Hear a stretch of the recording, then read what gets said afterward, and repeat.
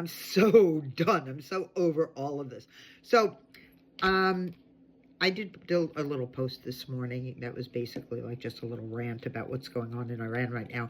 And somebody had, come into my comments and they said, look, this is just what the United States does, right? It's Trump being Trump, and the United States has done this type of thing before. And, look at Vietnam War and take a look at, Operation Desert Storm.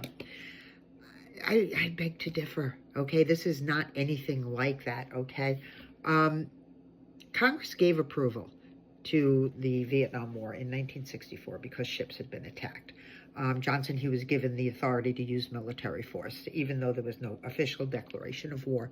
There was also congressional approval for Operation Desert Storm, and Congress passed a joint resolution that allowed Bush to use military force. So let's face it, the United States does have a long history of butting in where they shouldn't. And I don't necessarily agree that we should have been in the Vietnam War. However, it did have congressional approval. That being said, going into that conflict, we also had allies, ones that were not war criminals.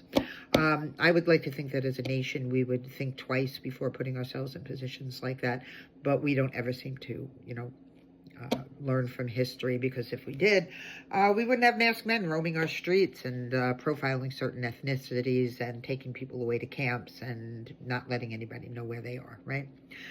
Same thing with Operation Desert Storm. We had many allies. I think we had 32 allies going into that conflict, okay? But who have we got now?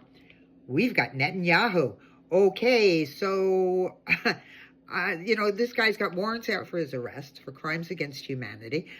He's used starvation as warfare. He's egregiously transgressed the Geneva Convention. And this is who we are aligning with now? This is how far we've fallen? So first of all, stop comparing apples to elephants. That doesn't work for me. And the other thing that I can tell you is that we are no longer the country of good guys.